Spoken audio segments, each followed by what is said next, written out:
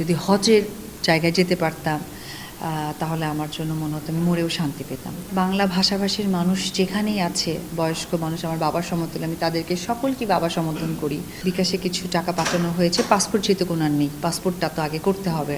একজনের কাছে যেটা বোঝা হয়ে যায় 10 জনের কাছে সেটা লাঠির মতো হালকা হয়ে যায়। সোশ্যাল মিডিয়ায় আমি কেন, আপনারা সকলে হয়তো বা দেখেছেন যে উনি গরু বিক্রি করেছেন কিন্তু উনি জাল টাকা পেয়েছেন। তো উনি জাল টাকা পাওয়ার কারণে ওনার আসলে আমার মনে হয় যে সবাই দেখে ব্যথিতও হয়েছে যে আসলে একটা মানুষ দূর দূরান্ত থেকে পশু নিয়ে আসেন, সেই পশুটা কোরবানি দিয়ে কোনো একটা আশায় হয়তো বা সেই টাকাটা পরিবারের কাছে নিয়ে যাবেন। তো এটা দেখার পর আমার না আসলে ভীষণ খারাপ লেগেছে। তো আমি ওনাকে কোনোভাবে রিচ করতে পারছিলাম না। তো একদিন হঠাৎ করে ফেসবুক স্ক্রল করতে গিয়ে নাসির ভাই, উনি চিটাগংয়ের একজন ফাউন্ডেশনে আছেন, এবং আমি ওনার ফেসবুক পুরোটা ঘেঁটে দেখলাম যে উনি আসলে খুব সুন্দর মানুষদের জন্য কাজ করেন। উনি এখন হয়তো বা মিশরে আছেন, গাজা জন্য উনি আছেন, যেহেতু উনি এই ফাউন্ডেশনে মানুষের উপকারের কাজেই লাগেন।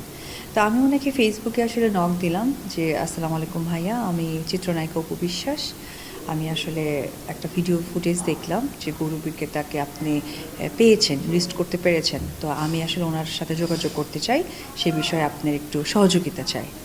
তো উনি পরবর্তীতে আমাকে ফোন ব্যাক করলেন পরের দিন ফোন ব্যাক করে আমার সাথে কথা বললেন যে আপনি কি ফেক অপু বিশ্বাস না অরিজিনাল।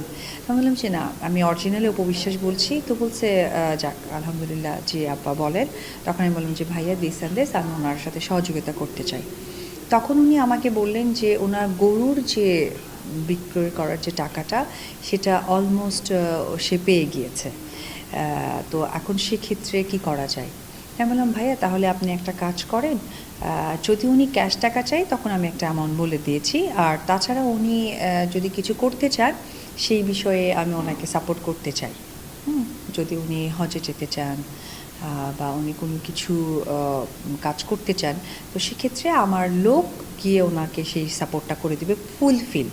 আর যদি উনি কোনো অ্যামাউন্টই চাই তাহলে আমি হয়তো বা কিছু অ্যামাউন্ট ওনাকে দিয়ে দিব। তো সেই কথাই বলে উনি পরে বললেন যে আপা তাহলে আমি কি ওনার সাথে যোগাযোগ করতে পারি, বা আপনার এই কথার রেকর্ডটা কি আমি সোশ্যাল মিডিয়াতে দিতে পারি কি না আমার অনুমতি সাপেক্ষে। বললাম জি ভাই আপনি দিতে পারেন। তারপর পরে উনি ওনার সাথে রইসুদ্দিন চাচা যে ওনার সাথে কথা বলেন ভিডিও কলে। তখন উনি জানেন না যে আসলে কে কী অ্যামাউন্ট দিতে চাচ্ছেন। উনি ওনার মতো করে যেমন নর্মালি কথা বলেন, প্রশ্ন করেন, এবং ওনাকে বলেছেন যে টাকার বিষয়টা, এবং টাকাটা যতটুকু শুনেছি ওনার মেয়ের হাজবেন্ড মানে মেয়ের জামাইকে টাকাটা দেওয়া লাগবে কোনো কারণে।